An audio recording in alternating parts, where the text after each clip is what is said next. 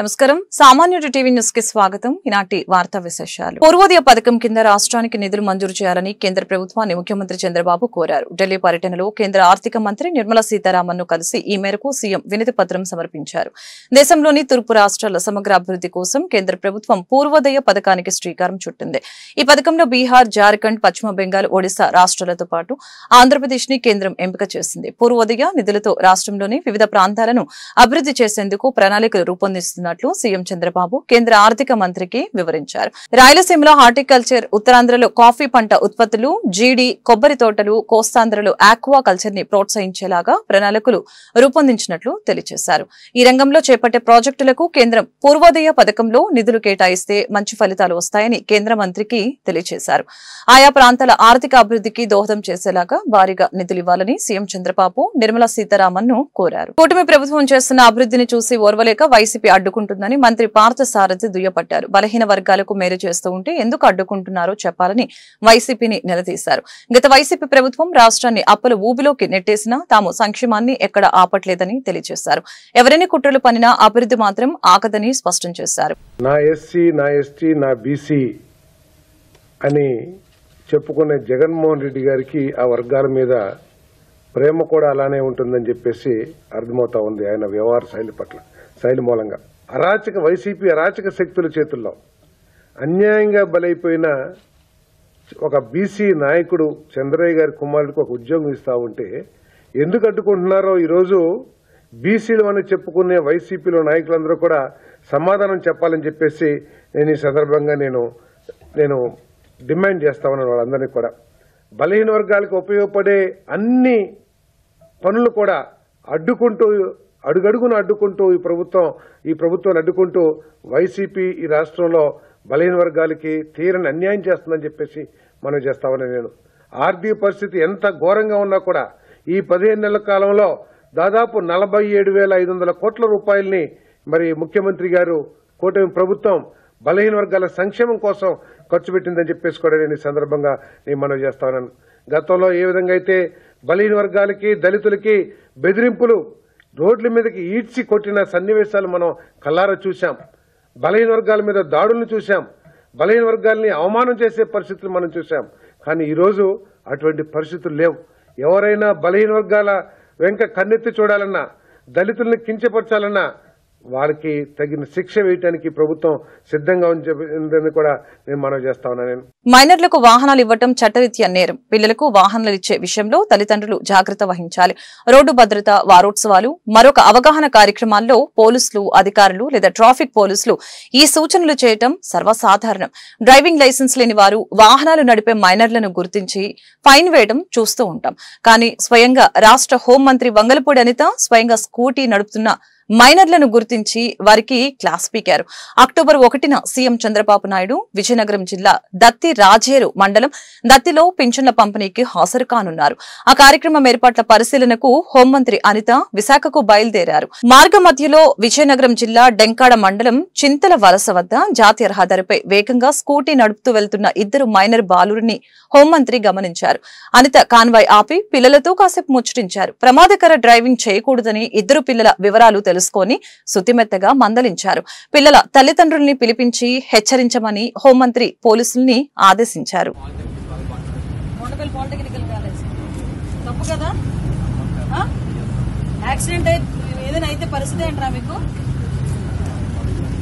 నిండా 16 సంవత్సరాలు లేవు, వీడు బండి వేసుకొని ఫిల్టర్ కొడుతున్నాడు రోడ్ల మీద. మళ్ళీ ఆ నెలకథలు వేసుకొని కూర్చొని 16 సంవత్సరాలకి బండి ఎక్కి క్యాన్వాయ్ ముందు ఫిల్టర్ వేస్తున్నావు కదా. నా క్యాన్వాయ్ ముందు ఫిల్టర్ వేసాను చెప్పండి సార్. 2 పిల్లలు, మగ పిల్లలు 16 సంవత్సరాలు, ఎందుకంత వయసు 14 years బండి తీసుకెళ్లి వాళ్ళ ఫాదర్ని తీసుకెళ్ళి సోషల్ మీడియా ద్వారా కులాల మధ్య చిచ్చు పెట్టేందుకు వైసీపీ యత్నిస్తుందని ఎమ్మెల్సీ బీదా రవిచంద్ర యాదవ్ ధ్వజమెత్తారు. సర్వేపల్లి రాధాకృష్ణన్ విద్యార్థి మిత్ర కార్యక్రమంలో భాగంగా MLC Beeda Ravichandra Yadav KLSR Infratech limited MD KL Sridhar Reddy 40 లక్షల విలువైన 1,00,000 నోట్ పుస్తకాలు, పెన్నులను మంత్రి లోకేష్ కు అందజేశారు. ఈ మేరకు పుస్తకాల ట్రక్ ని మంత్రి లోకేష్ జెండా ఊపి ప్రారంభించారు. ప్రభుత్వ పాఠశాలల్ని కలిసి అభివృద్ధి చేద్దామన్న లోకేష్ పిలుపు మేరకు వీటిని అందించారు. ప్రభుత్వ పాఠశాల విద్యార్థులకి వీటిని అందజేయనున్నారు. వైసీపీ పట్ల ప్రజలంతా అప్రమత్తంగా ఉండాలని సూచించారు. అవాస్తవాలను ప్రజల్లో నింపటమే వైసీపీ పనిగా పెట్టుకుందని దుయ్యబట్టారు. వైఎస్ఆర్ కాంగ్రెస్ పార్టీ రాజకీయమే విష ప్రచారం, అబద్ధపు ప్రకటనలు, నిస్సిగ్గుగా జరగనటువంటి వాటిని, ఎటువంటి సంబంధం లేనటువంటి విషయాలని,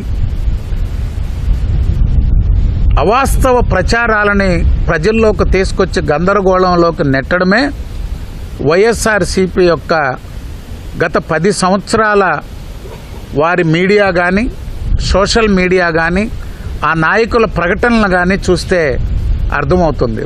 ఎన్నికలకు ముందు ఎక్కడెక్కడో విదేశాల్లో ఉన్నటువంటి వ్యక్తులు డమ్మీ ఫోన్ నెంబర్స్, మెయిల్ ఐడీలతో ఈ రాష్ట్రంలో చిచ్చు పెట్టే ప్రయత్నం చేశారు.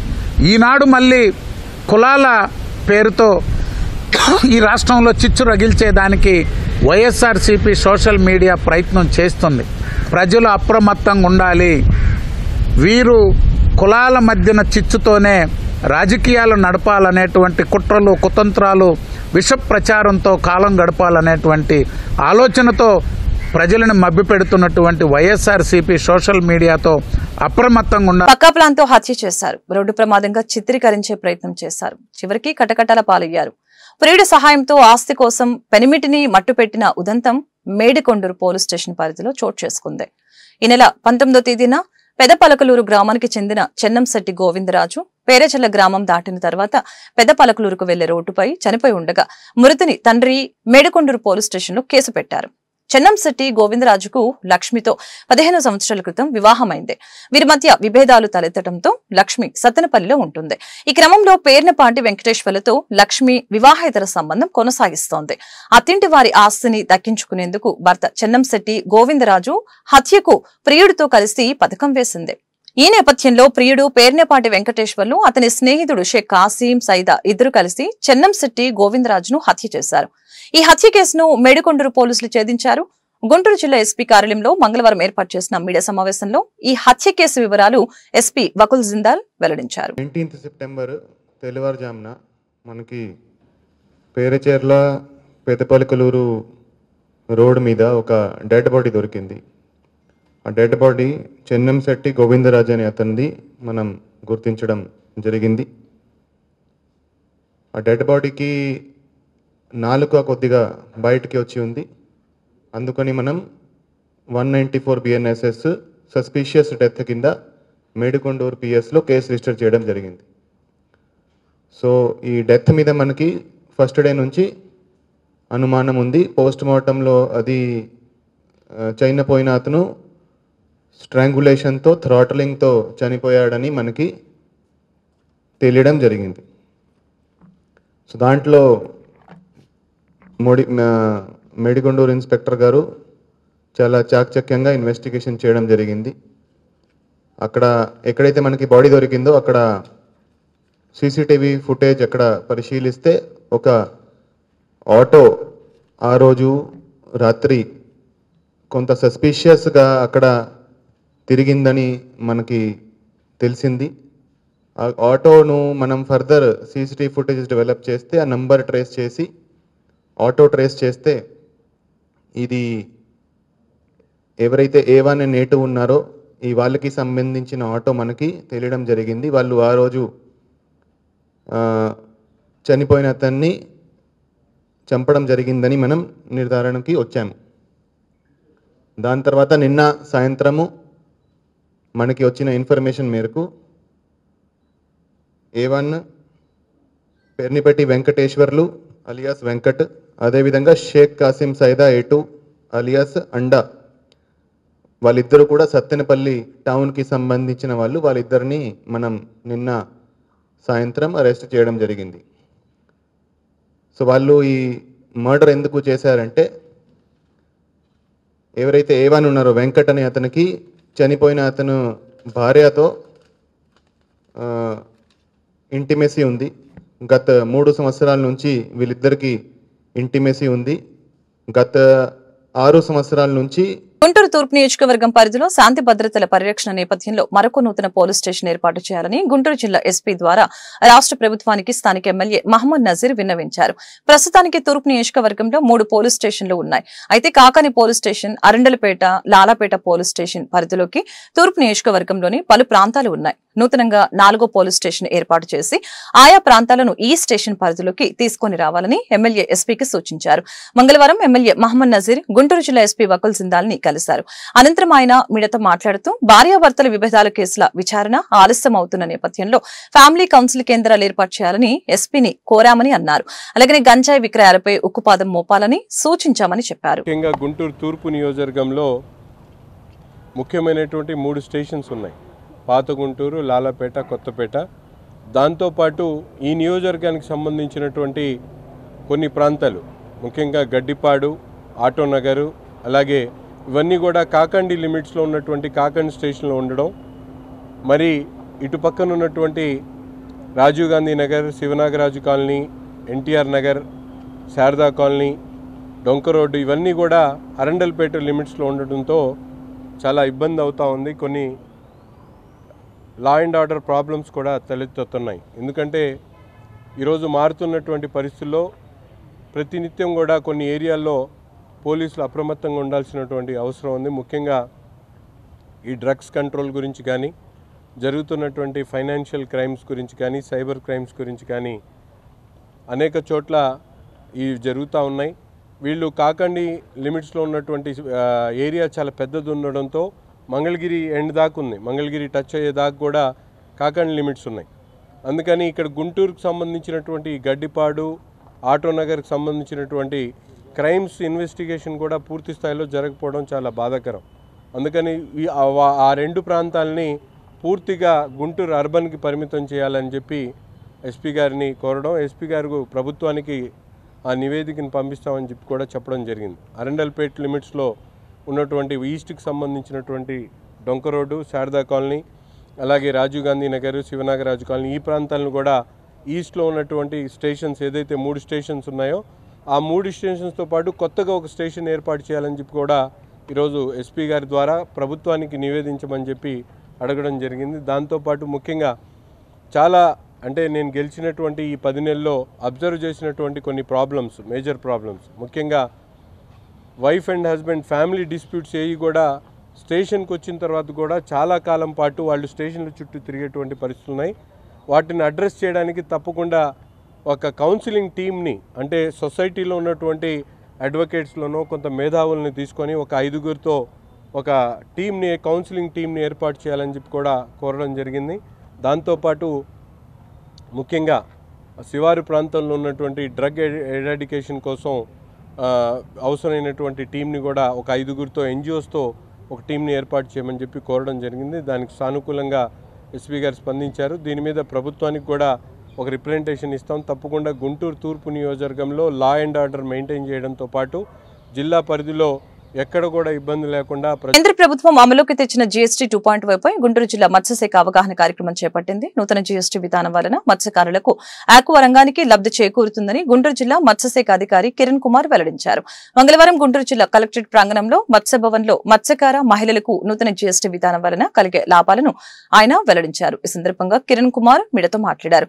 ఈ కార్యక్రమంలో మత్స్యశాఖ సిబ్బంది పాసం ఉమామేశ్వరి తదితరులు పాల్గొన్నారు. నమస్కారం అండి, నేను జిల్లా మత్స్యశాఖ అధికారి, నా పేరు కిరణ్ కుమారు.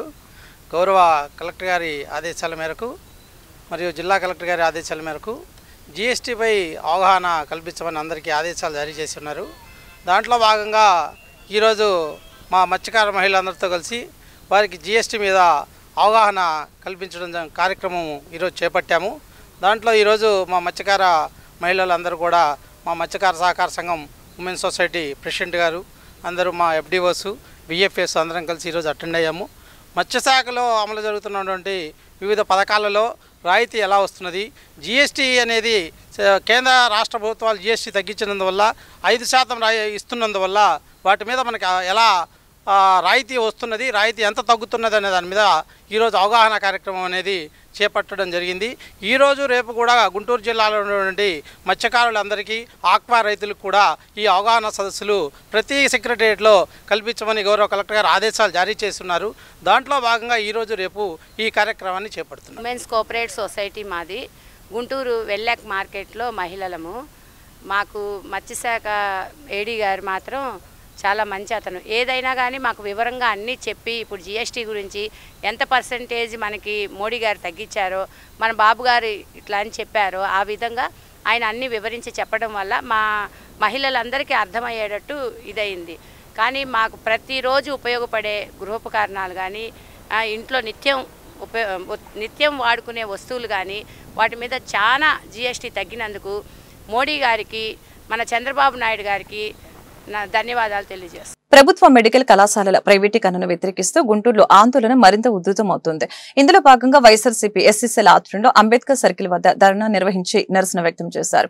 కార్యక్రమంలో మాజీ ఎంపీ మోదుగుల వేణుగోపాల్ రెడ్డి, ఎమ్మెల్సీ లిల్లాపిరెడ్డి, మాజీ ఎమ్మెల్యేలు టీచర్ సుధాకర్ బాబు, అన్నాబత్తుని శివకుమార్, పార్టీ నేతలు దొంతిరెడ్డి, వేమారెడ్డి, డైమండ్ బాబు, అంబటి మురళి, సురేంద్ర తదితరులు పాల్గొన్నారు. ఈ సందర్భంగా మోదుగుల వేణుగోపాల్ రెడ్డి, సుధాకర్ బాబు మాట్లాడారు. ప్రభుత్వ మెడికల్ కళాశాలల ప్రైవేటీకరణ దుర్మార్గమైన చర్య అని చెప్పారు. పేద వర్గాలకు ఉచిత వైద్యం అందడం చంద్రబాబుకి ఇష్టం లేదని చెప్పారు. వైఎస్ జగన్మోహన్ రెడ్డి పేదల పక్షపాతిగా ఒకేసారి 17 మెడికల్ కళాశాలల్ని ఆంధ్రప్రదేశ్ రాష్ట్రానికి తీసుకువచ్చారని వారు వెల్లడించారు. ప్రాణాలు పనంగా పెట్టైనా మెడికల్ కళాశాలల ప్రైవేటీకరణను అడ్డుకుంటామని స్పష్టం చేశారు.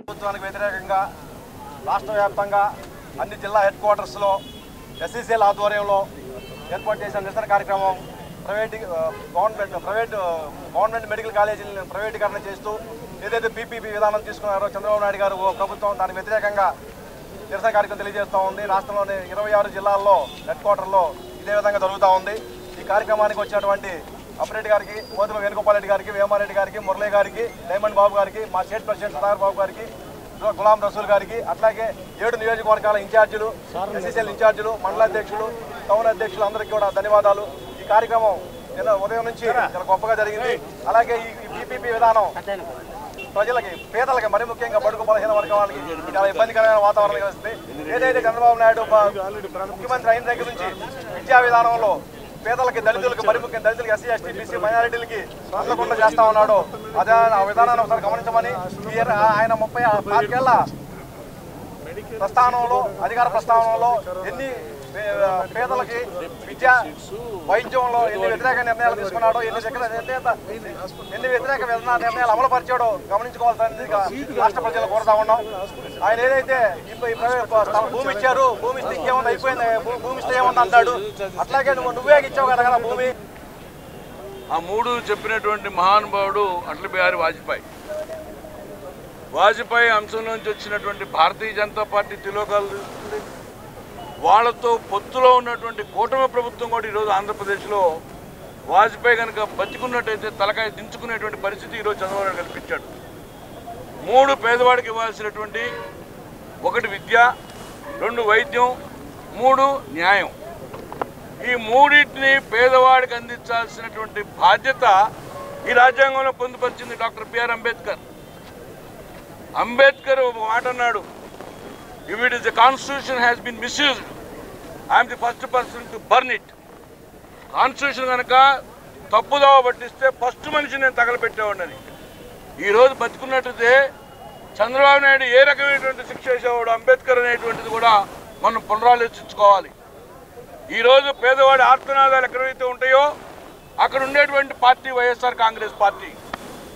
ఏ కుటుంబంలో అయితే ఇబ్బంది ఉంటుందో ఆ కుటుంబంలో కుటుంబ సభ్యుడికి ఉండేటువంటి నాయకుడు వైఎస్ జగన్మోహన్ రెడ్డి. ఈరోజు రాజశేఖర రెడ్డి గారి ఆలోచనలతోటి, ఆశయాలతో పుట్టినటువంటి ఈ పార్టీ పేదవాడి ఆర్తనాదాలు ఉంటే చూస్తూ ఊరుకుంటుందా ఈ కార్యకర్తలు? ఈ యొక్క ఎస్సీ విభాగం అనే రాష్ట్ర ఎస్సీసీఎల్ ఆధ్వర్యంలో, జిల్లా వైఎస్ఆర్సీపీ ఎస్సీసీఎల్ ఆధ్వర్యంలో ఈ రోజున ఒక నిరసన కార్యక్రమం చేపట్టడం జరిగింది. ఈ నిరసన కార్యక్రమం ప్రస్ఫుటంగా చెప్పాలంటే ఇప్పుడు మనం ఇదే మాదిరిగా ముందుకు పోతే కుడి చేతేపిన గుంటూరు మెడికల్ కాలేజ్, ఎడమ చేతేపిన గుంటూరు జనరల్ ఆసుపత్రి కనిపిస్తుంది. తరతరాల నుంచి ఈ హాస్పిటల్, ఈ మెడికల్ కాలేజీ పేదవాడు చదువుకొని ప్రతిభావంతంగా చదువుకోవడమే కాకుండా దీనికి వెనుకనున్నటువంటి గుంటూరు జనరల్ హాస్పిటల్ 4-5 జిల్లాలకు ఒక సంజీవనిలాగా తరతరాల నుంచి ఉపయోగపడతా ఉంది. దీన్ని చూసినటువంటి జగన్మోహన్ రెడ్డి గారు పేదలు చదువుకోవాలని, ఎస్సీలు చదువుకోవాలని, బడుగు వర్గాలు, బలహీన వర్గాలు చదువుకోవాలని, అంతేకాకుండా సామాన్య ప్రజానికానికి రాష్ట్ర వ్యాపితంగా 17 గుంటూరు జిఎంసీ లాంటి హాస్పిటల్ ఏర్పడాలని కలలు కన్ని ఆయన 8,000 కోట్ల రూపాయలతో ఇప్పటికే 2,000 కోట్ల రూపాయలు ఖర్చు పెట్టి 5 కళాశాలని అడ్మిషన్ స్టేజ్కి తీసుకొచ్చి వైఎస్ఆర్ కాంగ్రెస్ పార్టీ అధ్యక్షులు మాజీ ముఖ్యమంత్రి వర్యులు శ్రీ వైఎస్ జగన్మోహన్ రెడ్డి గారు ఇచ్చిన పిలుపు మేరకు రాష్ట్ర వైఎస్ఆర్ కాంగ్రెస్ పార్టీ ఎస్సీసీఎల్ ఆధ్వర్యంలో రాష్ట్ర వ్యాప్తంగా జిల్లా హెడ్ క్వార్టర్స్లలో నిరసన కార్యక్రమం జరుగుతుంది. ఆ నిరసన కార్యక్రమంలో భాగమే ఈరోజు గుంటూరులోని నడిబొడ్డులో బాబాసాహెబ్ అంబేద్కర్ యొక్క పాదాల దగ్గరికి వైఎస్ఆర్ కాంగ్రెస్ పార్టీ ఎస్సీసీఎల్ ఆధ్వర్యంలో వైఎస్ఆర్ కాంగ్రెస్ పార్టీ నాయకత్వం అంతా వచ్చి కింద కూర్చొని మా నిరసనని చెప్పాం. ఎందుకు బాబాసాహెబ్ అంబేద్కర్ దగ్గరికే మేము వచ్చామంటే భారతదేశంలో పుట్టిన మాకు భారత రాజ్యాంగంలోని విలువలను, రాజ్యాంగ హక్కులను కల్పించాల్సిన ఈ ప్రభుత్వం, ఈ చంద్రబాబు నాయుడు ప్రభుత్వం పూర్తిగా మానవ హక్కులకు భంగం కలిగిస్తుంది, మా కనీస అవసరాల హక్కులను తుంగలో దొక్కుతుంది అనేదే మా వేదన. ఈ ప్రభుత్వానికి ఇప్పటికే మా యువజన విభాగం పెద్ద ఎత్తున గళమిప్పింది, విద్యార్థి విభాగం పెద్ద ఎత్తున గళమిప్పింది, లాయర్స్ రోడ్డు మీదకి వచ్చారు. వాళ్ళకి మేము చేతులెచ్చి నమస్కారం పెడుతున్నాం. ఎందుకు అంటున్నామంటే ఈ రాష్ట్రంలో ఈ 17 కళాశాలను గనక ప్రారంభిస్తే ఈ 17 కళాశాల కేంద్ర ప్రభుత్వం మరియు రాష్ట్ర ప్రభుత్వం చేపట్టిన సూపర్ జీఎస్టీ సూపర్ సేవింగ్స్ కార్యక్రమంలో MLA Nazir Ahmed, GST joint commissioner Geetha Madhuri, assistant commissioner Venkateswarlu పాల్గొన్నారు. జీఎస్టీ తగ్గించి ప్రజలకు వ్యాపారస్తులు అమ్ముతున్నారో లేదో వ్యాపారస్తుల్ని ప్రజల్ని అడిగి తెలుసుకున్నారు. ఈ సందర్భంగా వారు మీడియాతో మాట్లాడారు. ప్రధానమంత్రి నరేంద్ర మోదీ, ఆర్థిక శాఖ మంత్రి నిర్మలా సీతారామన్ 12% ఉన్న జీఎస్టీని 5% వరకు తగ్గించిన సందర్భంగా వారికి ప్రజల తరపున ధన్యవాదాలు తెలుపుతున్నామని తెలియజేశారు. జీఎస్టీ తగ్గించి అమ్ముతున్న చోట ప్రతి పౌరుడు, ప్రతి మహిళ కొనుగోలు చేయాలని సూచించారు. మీ బిల్ ఏమైనా ఉంటే ప్రెజెంట్ బిల్ ఒకటి చూపించండి, పర్చేస్ బిల్లు. ఎప్పుడు పర్చేస్ చేశారు ఇది?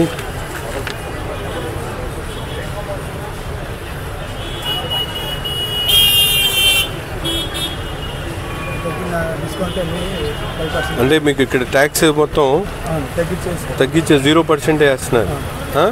ఎంఆర్పీ మీద ప్రతి వస్తువుకి మీరు తగ్గించి అమ్మగలుగుతున్నారా? కస్టమర్కి ఇస్తున్నారా డైరెక్ట్గా? కొత్త ఎంఆర్పీ ఇంకా రాదుగా ఇప్పుడే. ఓకే.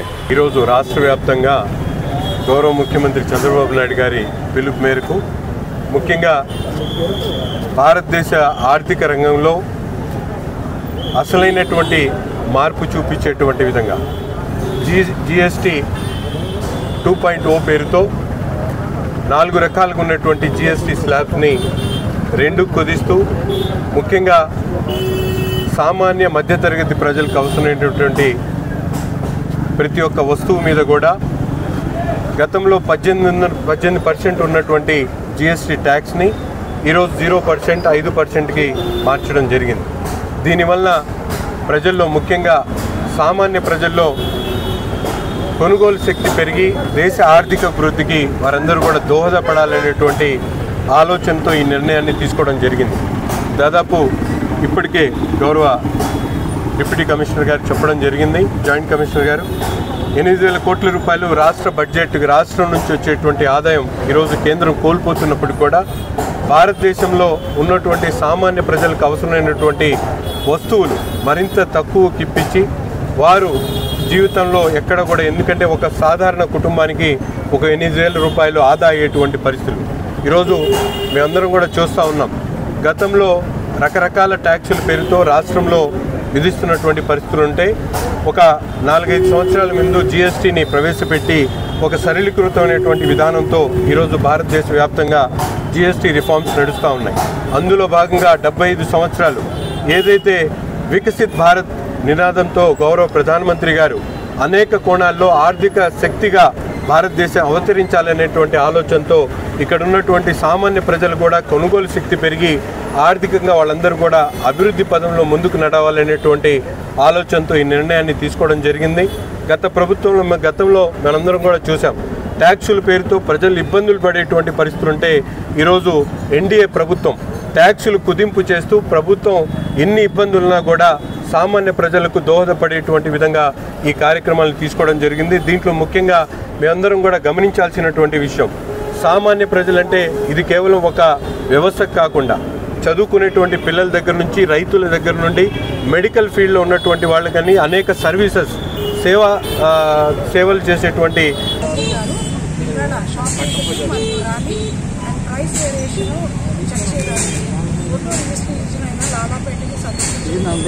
ఇందులో భాగంగా వ్యాపారస్తుల్ని వారికి అవగాహన ఉందా లేదా, రేట్లు తగ్గాయా లేదా, ప్రజలు దాని నుంచి బెనిఫిట్ పొందుతున్నారా లేదా అనేది కనుక్కున్నారు.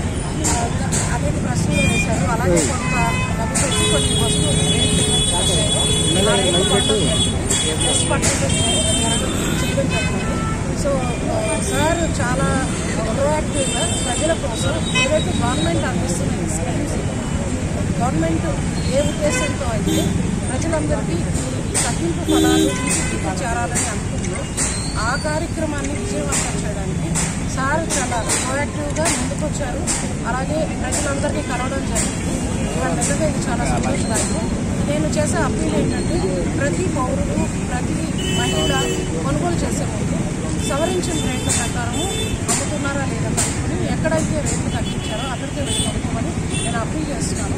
గవర్నమెంట్ ఎన్ని పథకాలు ప్రవేశపెట్టకపోతే ప్రజలు దాన్ని సరిగ్గా అవగాహన చేసుకోండి, దాన్ని ముందుకు తీసుకెళ్ళకపోతే దాని ఫలితాలు అంత అనుకున్నంత విధంగా ఆశాజనకంగా ఉండదు. కాబట్టి ప్రచారం ఏదైతే విస్తృత ప్రచారం గవర్నమెంట్ చేస్తుందో ప్రతి ఒక్కళ్ళు కూడా, ప్రతి మహిళ, ప్రతి హౌస్ హోల్డ్, ప్రతి వ్యక్తి కూడా జీవితంలో గుంటూరులో కూరగాయల హోల్సేల్ వ్యాపారాలు సాగే విషయంలో త్వరలో సస్పెన్స్ వీడనుంది.